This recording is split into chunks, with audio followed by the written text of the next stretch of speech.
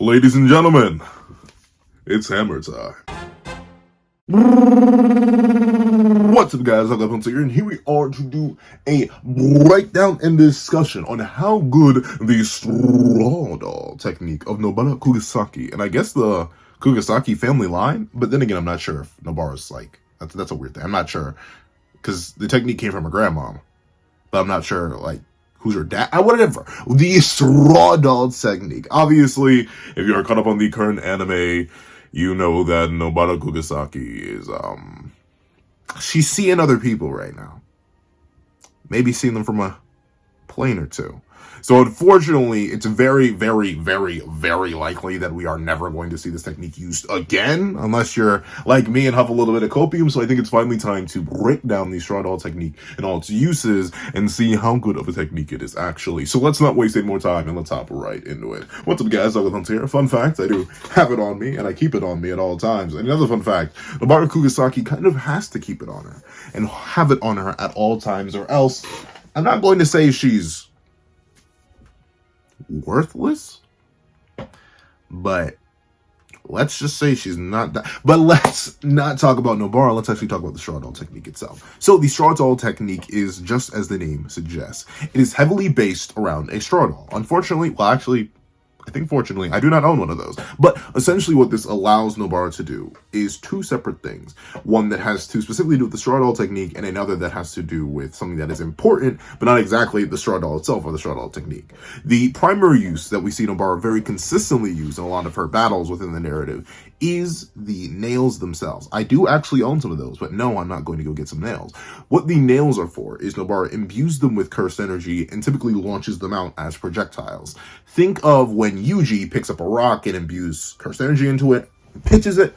Simply put, that's what Nobara does with the nails. However, unlike Yuji, who just uses his raw physical strength and just lobs it at you, what Nobara will do is she will imbue the nails with something. You know what? I can try this with a pencil. This is not going to work out too well. But essentially, Nobara will infuse something with her cursed energy. In this case, the something would be nails. She would take her hammer, which has a heart on it. Unfortunately, this Mjolnir does not have a heart on it.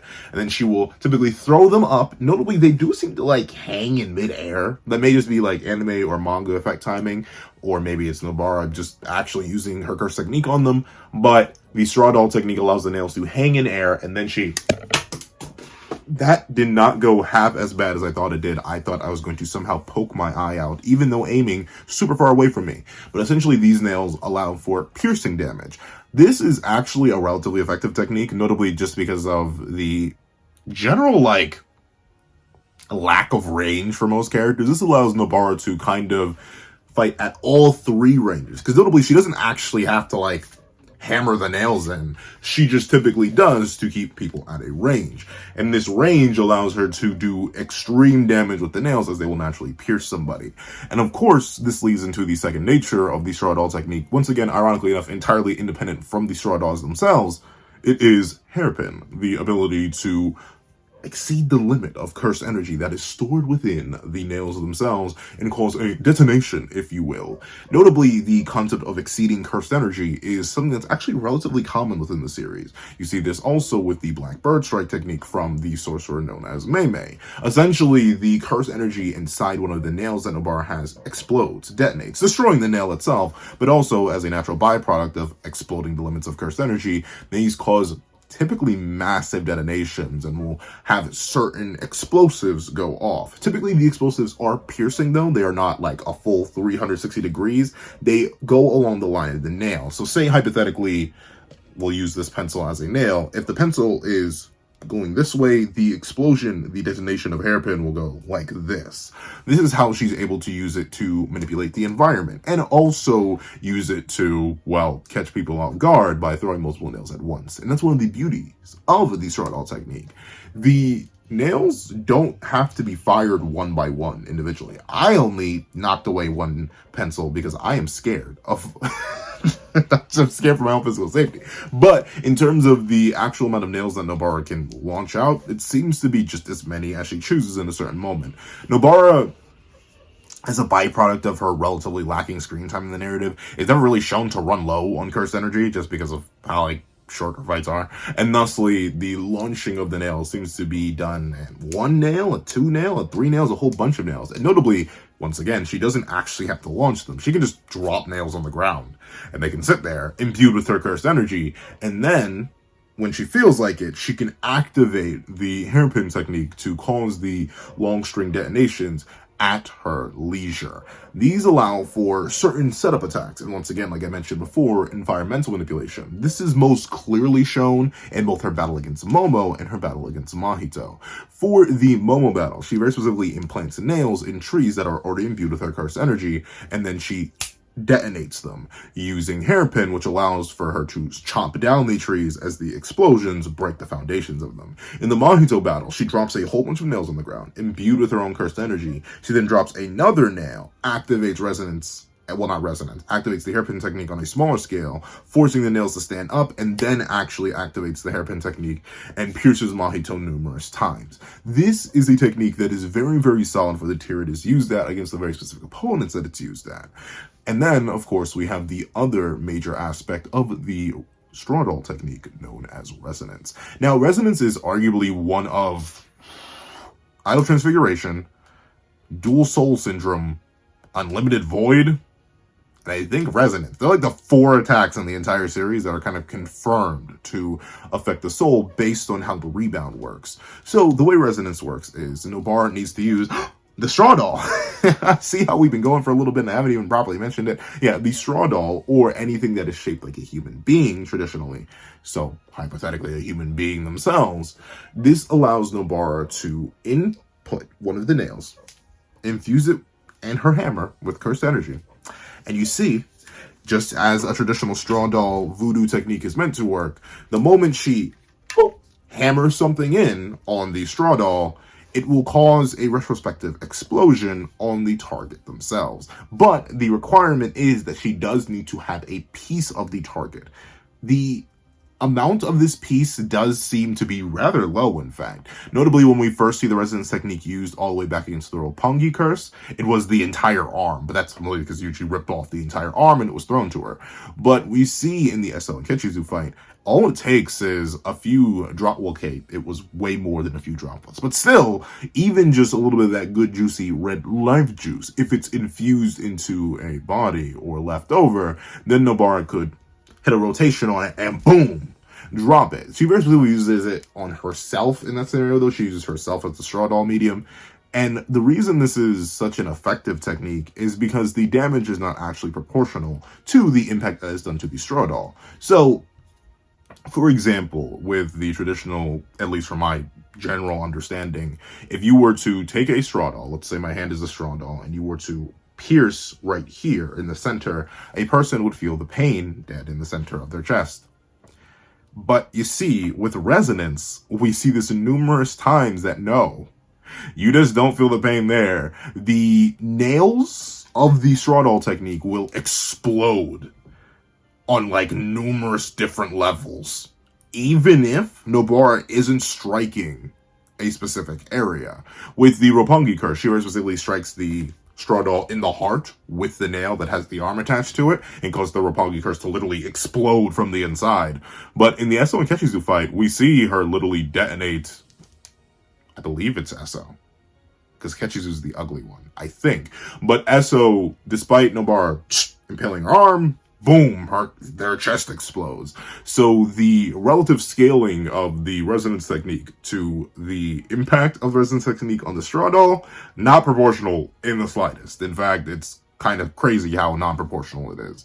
And we see this can have effects that are even deeper in the Mahito battle. When resonance is used upon Mahito, it has a rebounding effect due to the nature of Mahito's, ironically enough, soul-body dualism, despite the unification of the body and the soul within Jujutsu Kaisen. Since the resonance technique acts as a rebound frequency, and since Mahito's body, considering it's humanoid, counts as a basis for the STRAWDOLL technique as it is in human shape, just like a STRAWDOLL itself, it allowed the damage to rebound, resonate to the original Mahito, which ended up attacking Mahito fundamentally because it was attacking Mahito himself from the inside, around his soul apparently, and then that damage ended up rebounding back to the original due to the resonance frequency. Essentially, it's like echoing into something and the echo coming back, allowing extreme damage to be done to Mahito. This also seems to have like a paralytic effect, seemingly enough only on Mahito though. With Esso and Kechizu, we never actually get to see much of a paralytic effect, and the Roppongi curse dies the moment resonance is used on it. So we don't know how far this paralytic effect goes, if it just comes from the soul damage specifically done to Mahito, and that stuns him for a little bit extra, or not. It's kind of strange. But overall, the STRAWDOLL technique itself seems pretty darn good. Pretty darn solid, in fact, honestly. Dare I say, with the ability to attack the soul, the ability to attack at multiple various ranges, and the freedom and flexibility to launch at super far range, at close range, just to flick something into somebody, and even use yourself as a medium if your opponent's technique relies on them using their own bodily fluids? Parts? There's no way to make this sound good, but regardless, it sounds pretty good, right? But let's actually get into the weaknesses of the STRAWDOLL technique and what actually ends up balancing it. So, this is a pencil. I'm that guy with a pencil. But let's pretend I'm NOBARA. Don't think about that too hard. Please don't think about that too hard. But let's pretend I'm NOBARA. And let's pretend that you took this pencil away from me. I don't have any more nails. Guess what? I can no longer use the STRAWDOLL technique. That's the biggest weakness of the STRAWDOLL technique, in my opinion. NOBARA needs to have it on her and keep it on her at all times. Heavens forbid someone manages to take it away from NOBARA. And then NOBARA's pretty much fundamentally useless because her technique is entirely reliant on external materials. Unfortunately, once again, due to her very limited screen time within the manga, we do not, well, manga and anime at this point, because, well, she's gone. But with that being the case, she has so few battles. We never actually get to see her push to a point where, like, someone just takes the nails away, or they dodge enough times that all the nails are used, or someone just takes the darn hammer. We know the hammer's also something of a requirement for the technique to work, because we never see her just hammer a nail in herself in order to use the STRAWDOLL technique. She always very specifically, whether she's using hairpin or setting up hairpin by sending out cursed energy infused nails, and or using resonance, she always very specifically uses the hammer. And don't get me wrong, I assume her hammer curse tool is more durable or something of the sort, but it doesn't seem enchanted or anything like that. So hypothetically, if you were to destroy the hammer, NOBARA KUGISAKI may now be curse techniqueless. However, not entirely, because she still has the nails, right? But hypothetically, if you were to, I don't know, steal her little nail pouch in the middle of a close combat encounter, what's she going to do? Fight you with her bare hands? I don't think that's going to work. And that's the main issue with the STRAWDOLL technique. If you manage, in one way or another, to remove her implements, the technique's worthless because she can't activate it. If she runs out of nails, can't activate the technique. If the hammer gets broken and or stolen, most likely cannot activate the technique. If you just get in her face and press her a whole bunch to the point where she cannot set up the nails or set up hairpin, what are you really supposed to do? How are you really supposed to fight back if you are a user of the STRAWDOLL technique? We kind of see this to a certain point within the Mahito battle, and very specifically the end of it, where NOBARA had no way to defend herself when Mahito just came reaching for it. Why? Because her technique relies on her raising her hands, pulling out a nail, slamming something with a nail, and then activating hairpin. And the thing is, we know, even though the effects are dulled, it's not even like KUGISAKI could safely activate hairpin right on top of herself. So let's say, for example, right? You and me, we're fighting. I'm a wielder of the STRAWDOLL technique. You are pressing me because you know I would excel better at mid to long range, considering I'm literally using projectiles. You get up in my face. Let's say I infuse a nail with cursed energy. If I'm not careful and I release hairpin at this close a range, I could impale my face. Because once again, you know within the world of Jujutsu Kaisen, your attacks can still harm you. You are not, in fact, immune to your own abilities. Sure, the damage is reduced. We see this in the case of Itadori. I'm about to say Itadori Yuji. What curse technique does that man have? Question mark? But we see this in the case of Ryu Ishigori during the Sendai battle, and as recently as Gojo Satoru within his own battle. against Ryomen Sukuna when he hit himself with Hollow Purple. They still did relatively decent amounts of damage. Remember, Ryu lost to his own technique, and Satoru Gojo was nearly toasted alive by his own technique. So if Nobara's not careful and activates a cursed energy infused nail right on top of herself, she's accidentally impaling herself and making it honestly easier to defeat her. And that's another just general weakness. It isn't just that you could hypothetically take away the nails, take away the hammer. It's the fact that the technique basically has no close range. Typically, a lot of techniques I give flack for not having enough long range. Like, hypothetically, if you were to run into someone and you have the ratio technique, or you have the Soul Split Katana, and they just, like, zone you out, you're kind of just done. Unless you can find a way to force yourselves in there with your other stats. Your technique is not really going to help you with that. Unless it's Soul Split Katana, you're doing, like, physical stuff and, like, how that interacts with energy. That's weird. But the racial technique not doing that. But Nobara has the inverse problem, where if you get in Nobara's face and you get in her face solidly, the ratio technique would actually be better. The Soul Split Katana would actually be better because you get Nobara in close range and she cannot activate any of her techniques. Heck, what if you steal the Straw Doll? Like, legitimately, I mentioned the hammers, the nails, the Straw Doll. Those are 3 separate things that on their own are required for the technique to work at its peak. And in my opinion, resonance is the peak variation of the technique. You need 3 things. Let's say you're generous and you strip away the 3rd thing, which would be the Straw Doll, by using a human medium. Mahito is an exception. That's simple. Mahito is an exception to the rule. Most people would not be affected by resonance in that way if you were to just go in and hammer them. And that's, once again, if your nails are at base strong enough to actually pierce your opponent. Because there's still that problem. You could flick a nail at somebody and they could knock it away before you activate hairpin, and now it's out of position.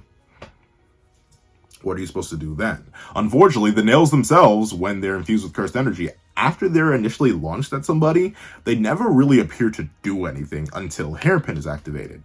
But if you're able to dodge the initial nail and move in before she activates hairpin, the nails that she just fired out are pretty much useless. So even her long-range utility isn't that good. And speaking of long-range, I was kind of lying when I was talking about, oh, you could launch a nail long-range and then activate hairpin and start going. Yet we very specifically see this in the Momo versus Nobara fight, where if you're a bit too long-range, to the point where Nobara can't hit a nail at you good enough or launch a nail at you good enough, you're gonna struggle a bit as a user of the Straw Doll technique, because people can generally just range you out. Your nails still need to hit them. And while hairpin does have a massive, and I mean relatively speaking, to the size of a nail, to the amount of damage that she did to someone like Kechizu upon activating hairpin, and it burst straight through their body, it's massive, but it's not even bigger than Nobara herself. If you are 10 feet away from Nobara in the sky, what is Nobara meant to do to you? Gravity will fight back against those nails. You don't even have to. Heaven forbid you actually have some range techniques of your own. So like a sky manipulation user would probably just absolutely bully Nobara, because they'd be able to bully at close range, at mid-range, and at long range, because just throw the nails away. And bada bing, bada boom. But of course, sky manipulation is a broken technique in of itself that's going to get its own video in like 5 years. That's probably when we're going to see the Killing Games animated. And we probably aren't going to see Sendai until like, oh, she's probably going to be 55. But with it being the case, the Straw Doll technique has that weakness as well. If you go a bit too far out of range, that's it. You are very easily able to camp a member of the a user of the Straw Doll technique. Because once again, they can't even use resonance unless they have a piece of you. And notably, resonance in almost every single time it's used is a setup technique. You need to, A, be like Mahito and have this weird mind, soul, body dualism thing going on. B, you need to have already lost a limb, typically with the assistance of somebody else. Or C, you need to have somehow infused your own bodily, juices, organs, whatever, into Nobara herself for her to do something to you. All of those things are difficult. Resonance is the peak of this technique because of how much damage it can do, but it has only done those levels of damage after very specific circumstances that were actually in Nobara's favor were met. Outside of that, resonance is basically unusable.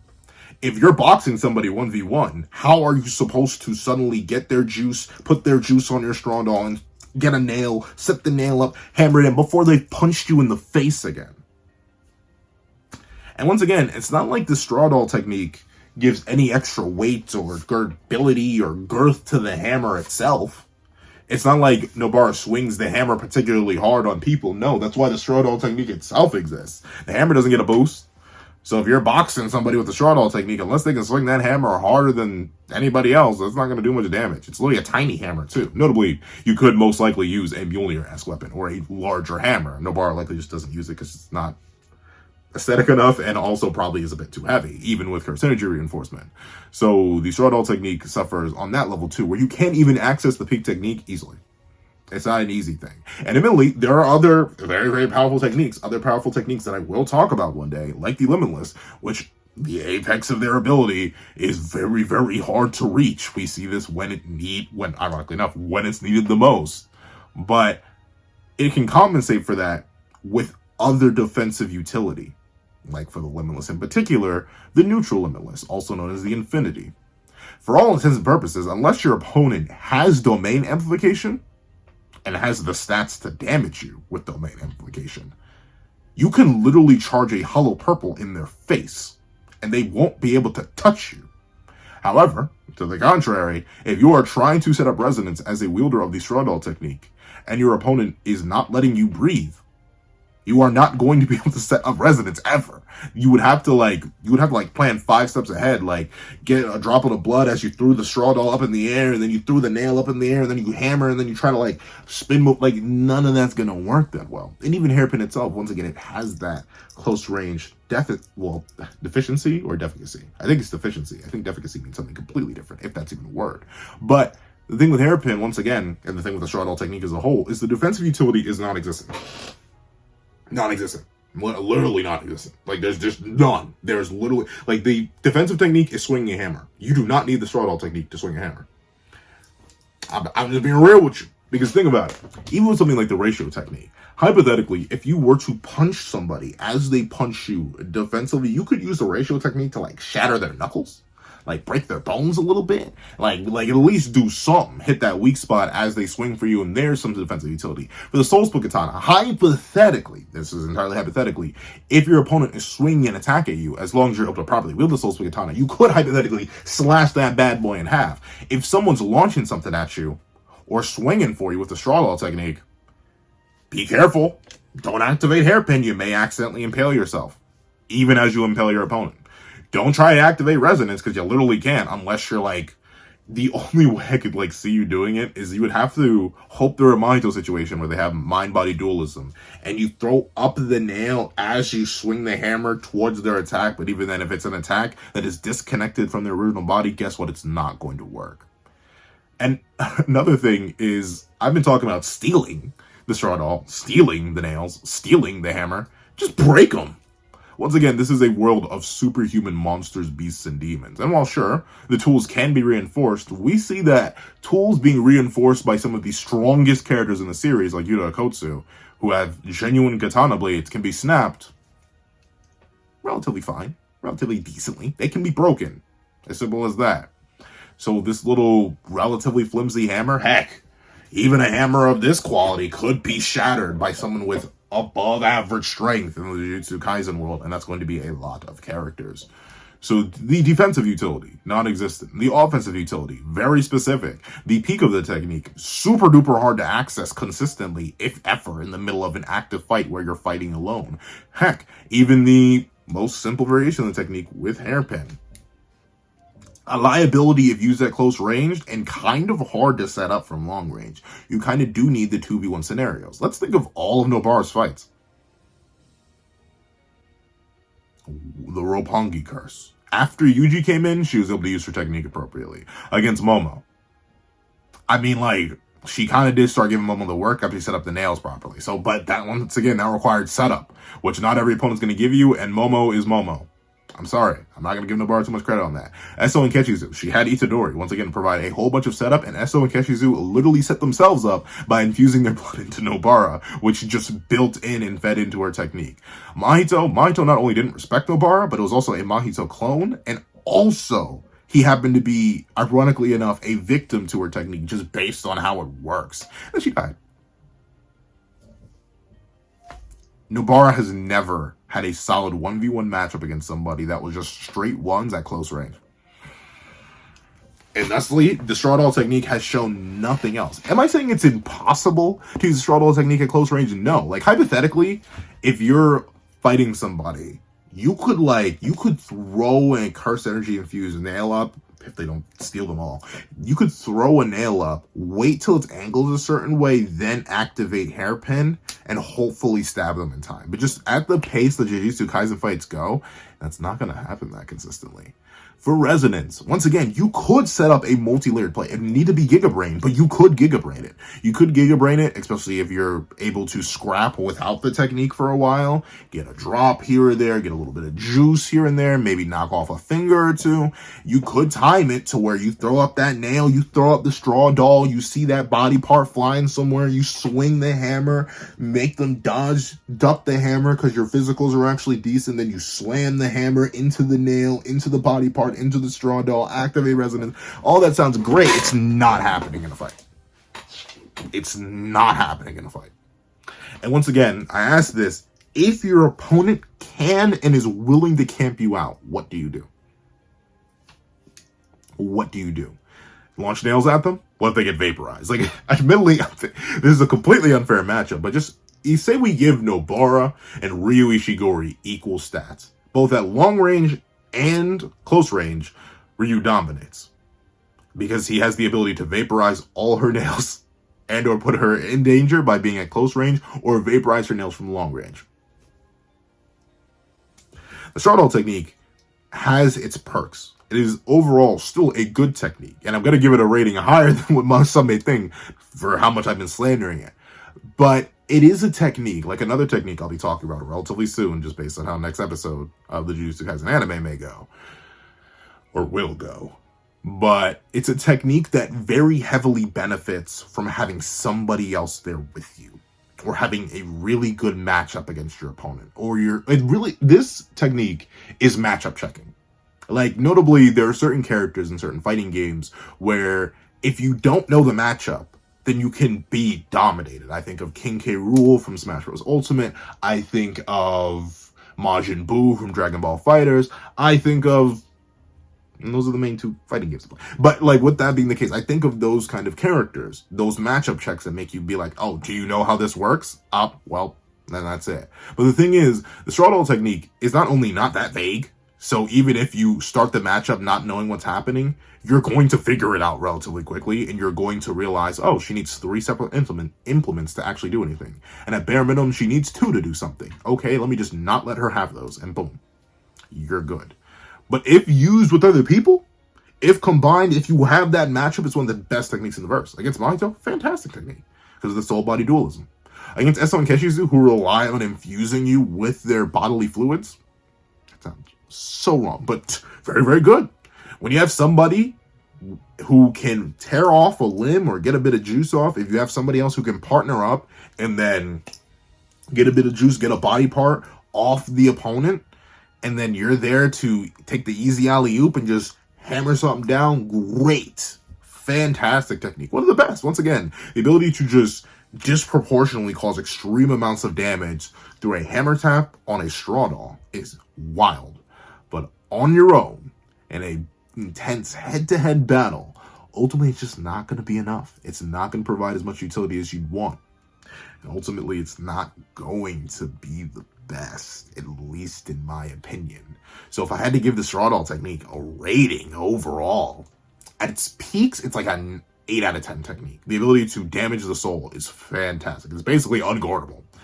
But due to the lack of solid close range, the lack of solid long range, the lack of ability to defend yourself properly, the lack of ability to compensate if your implements are stolen, the lack of ability to fight on your own for the most part, I'm gonna probably give it a solid 4 out of 10. We have to drop 4 whole points off of that. Maybe...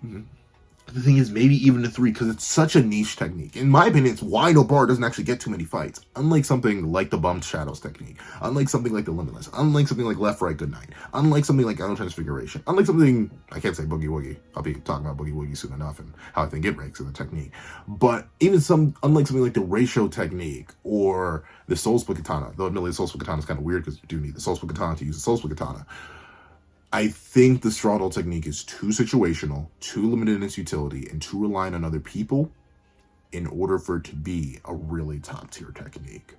And overall, it may be kind of mid. However, that's what I think. Please tell me what you guys think in the comment section down below. Do you guys think I'm crazy, nuts, stupid, bonkers? How dare I downplay Nobara like this and her technique? How? Please let me know in the comment section down below. If you made it all the way to the end of this video, please leave pin hairs in the comment section. That's so wrong. Why does that sound wrong? Pin hairs? Why does that sound wrong to me? Leave pin hairs in the comment section down below. Thank you so much for watching. Please remember to leave a like, share, comment, and subscribe. And make sure you hit that little notification bell so you do not miss any videos that happen to come to the channel. Also, fun fact, I do have a Patreon down below where you can support me for as low as $1 a month to get things like exclusive videos, early content, and more. You can also now become a member of the channel for as low as $3 a month to get the same perks and more. Some of those perks will include the live reaction to the very next chapter of Jujutsu Kaisen. Now, I want to thank you so much for watching once again, and I hope you guys have a wonderful day. This is Dago the Pencil, writing off. I'd like to give a thank you to our $3 members, so Connor Plays, Redle, 4765, and Greyhound. I'd like to give another thank you to our $5 patrons, Victor, Sean, Midnight Gemlord, Kevin, Demx LND, and Igneal. I'd like to give a donga thank you to our $7 member, Autumn's Morning Lazo. And I'd like to give another gargantuan thank you to our $10 patrons, Robbie Uchio, Joaquin, Idem Okami, and China Doll 09. I'd like to give a thicker than a snicker thank you to our $25 member, Alex Ice Rose. I'd like to give another thicker than a frozen jar of peanut butter thank you to our $25 patron, Calvin Elder.